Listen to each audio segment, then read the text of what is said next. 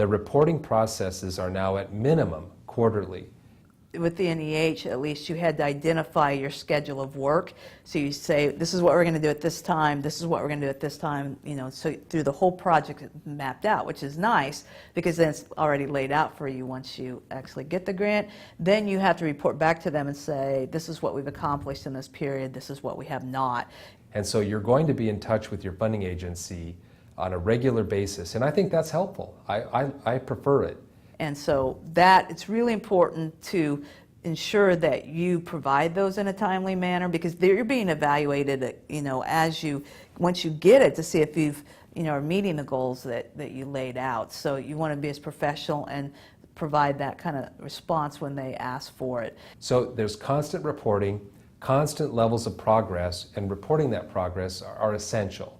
And that's what builds your credibility. So once you've been fortunate enough to get a grant and you're reporting on a regular basis, you have to have a dialogue relationship with what we call our program officer or project manager, who will work on behalf of whatever agency or institution has funded you. The person who's in charge of a grant isn't always the program officer who is the one that you worked with as you got it. You know, you try to be in contact with them not just when you're sending them the annual reviews or the semester, each semester you're sending a summary of the project accomplishments, but you know, if you have questions, they're there to answer those questions, and so get to know that person as well. And then at the end, there's also an final review that you submit, and that also provides a sense of how the money's been spent and so forth. Mm-hmm. You can ask for an extension, you know, and if you haven't quite accomplished everything that you wanted to do, and they're usually pretty good about providing that extension. So it's the reporting process, but also then there is a degree of selling the quality of the research you produce at the end.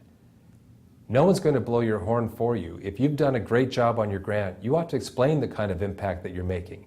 If you are influencing other kinds of research, if people are referencing the work you've done for that grant, I think it's perfectly fine to emphasize that in any reporting process. If you're a grantee and you have an article that comes out, well, NIH requires its grantees to get those articles into the NIH database so we can make more medical information available. Don't just submit it to the National Library of Medicine with the appropriate code number. Send it to your program director. They love to get that. Oh, an article, let me read this. And they run around their institute and show off as if they had baby pictures of their children. These agencies aren't huge, and they talk amongst themselves. So you create relationships with one or two people that can then magnify and have impact if you apply again. Because one of the assumptions is once you apply, if things go well, they'll oftentimes fund you again. You want the folks who fund you to know that they've gotten a great bargain in working with you.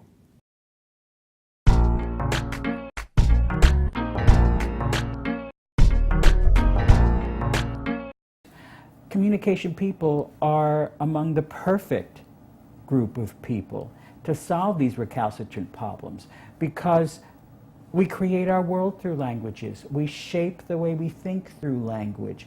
We influence ourselves, we influence others, we influence entire groups. The challenge comes in how to frame the work. You can't necessarily frame it solely as a communication project. You have to show that you are familiar with the literature of the particular program that you're applying to, and that you will contribute back to that program by publishing that area, going to those kind of conferences. So there is a framing issue, but there are opportunities there. One of the things that we as a discipline are very good at doing is that we as communication scholars draw on a lot of disciplines, but we also study a phenomenon, communication, that's so basic to so many areas of life that we can make important contributions to a lot of different projects. You've got to work together with people. Find expertise in other areas that fits the grants and show them, those other experts, what communication can do for them. I think that communication scholars are very well positioned today to be able to engage with several initiatives that are launched both by federal, state, funding agencies as well as those by private agencies. The reason for this is that in many ways communication as a discipline connects so well and engages so intimately with a variety of different disciplines. And so these are tremendous opportunities for us to be able to get funded. The foundations are getting much more into advocacy and public policy. And the partnership with an academic and with the communications specifically is, I think, we as foundations don't necessarily know how to move in that realm of public policy or that realm of advocacy. And so I think that's where the communications people can really add value to what we're doing, not only to maybe influence legislation, but also influence public opinion in particular areas. And so I think it's a partnership that makes a lot of sense. Very many times at NSF, for example, people that do work in computer science will be asked to show the behavioral or social impacts of what they're doing. And so they might naturally reach out to an anthropologist, but a communication scholar is often a better match for them because we think algorithmically like computer scientists do. We think in terms of procedures like computer scientists do. And so that's a wonderful marriage. And there are many other kinds of marriages across disciplines that can be made. Whether it's in the area of science and technology, in terms of engineering, in terms of clinical and health-related issues, where all of these projects have strong components that rely on the field of communication. There's always going to be a need for communication scholars, interpersonal scholars for doctor-patient work, campaign scholars who can understand how health-related campaigns are functioning. I believe that there has always been and will always be money in health communication. And that money is also available for interpersonal and family scholars. And I'm sure that's going to remain the same. We can't just assume that the world understands what rhetoric is or what communication is. They have very, kind of stereotypical understandings of what communication is. So you've got to adapt to what it is they're understanding and work on educating them at the same time that you're trying to understand what their conceptions are. One of the things to remember is that many of these individuals in the life sciences, in the physical sciences, or in engineering have not previously worked with social scientists or with communication scholars. So one has to recognize that there is some negotiation and education that goes both ways here. But you're grounding it in the history, and you've got to pull through and talk about the humanistic conceptions of the topic. And so we were talking about U.S. public oratory, and if you say, well, I'm talking about public speaking, you can talk about public speaking in a contemporary sense, but when you're dealing with the humanities, you need to go back to in history and talk about antiquity and Aristotle and pull it through the rhetorical theories throughout U.S. history, and then bringing in historical topics and the role of oratory within politics and within the educational system. So you're really grounding it and demonstrating. You've got to showcase your knowledge of the humanities in the process. It used to be that when I was first starting out, we'd look around NSF and we'd say, gee, there's no communication program. And in all honesty, 25 years ago, you had to really prove yourself. You had to go in there with a chip on your shoulder.